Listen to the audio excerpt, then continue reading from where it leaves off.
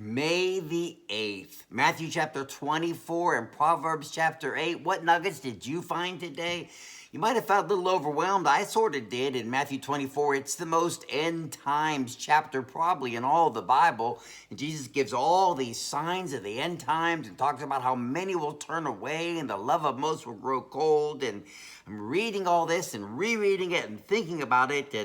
And honestly, I just have a couple of fun points for me, or one fun point and one practical application.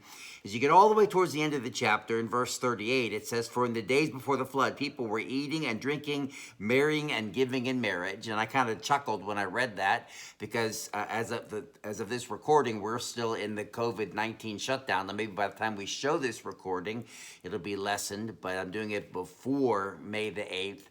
And we're still sheltering in place. And I'm thinking, well, we know that at some point we won't be sheltering in place, because Jesus said that when he returns, there'll still be wedding ceremonies there. So I kind of thought, thankfully, at some point we'll be able to come out of our houses, glory to Jesus.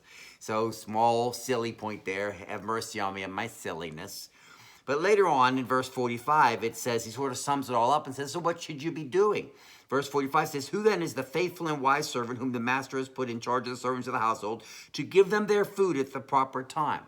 It will be good for that servant whose master finds him doing so when he returns. I tell you the truth, he will put him in charge of all his possessions." And so I pause there because it goes on into the wicked servant. But this is, to me, one of the greatest verses about the Church of Jesus Christ and the question that everyone avoids, whoever leaves church. And that is the question, why do you go to church? And the reason why you go to church is to serve God's people. You find the healthiest church, the most Bible-believing church you could find, and you go there that you might serve other people. And if you go to a bad church, then you say, God, thank you for the opportunity to learn and to discern, but I didn't go to that church so much for what it could do for me. I went to that church as a place where I could serve God's people. And I have seen, I don't know if I've known 50,000 or 70,000 Christians, but I've seen this massive dividing. And every single person I've ever seen who dropped out of church thought that church was there to serve them. And every person I've ever seen who, through trials and tribulations, because everybody's going to get burned in church. Everybody's going to have a bad experience in church. God intends that to test us. But every single person who goes deeper says, well, I'll learn from that, but I'm not here for what church will give to me. I'm here for how I may serve. And so at the end times, Jesus said, those who are the faithful ones who are saying, I must stay serving God's people, serving God's people, serving God's people. That's the faithful and wise servant. And Jesus is going to come back and say, I'll put you in charge of many possessions, because as the world went crazy, you just kept serving God's people. And that's how most of you are, and I'm so proud of you for that. Now let's go over to Proverbs.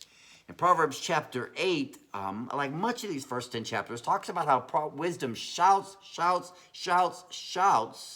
loudly to us. But there's a zero in. My nugget for today is in verse 13, which says, to fear the Lord is to hate evil.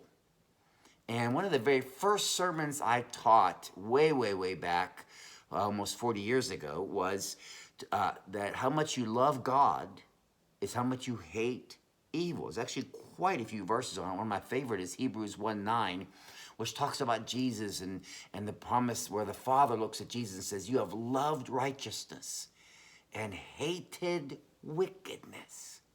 Therefore, God, your God, has set you above your companions by anointing you with the oil of joy. So I think that the Bible tells us that how much we love God is often measured by how much we hate wickedness. Not how much we hate people, but how much we hate the lies and the evil and the deceptions that destroy people's lives. How much we hate when we see someone's soul ruined by the enemy, and how much we hate the evil, especially just hate the lies. Hate the lies that destroy people's lives. Jesus said in I think it's John 8, that Satan is the liar and the father of lies.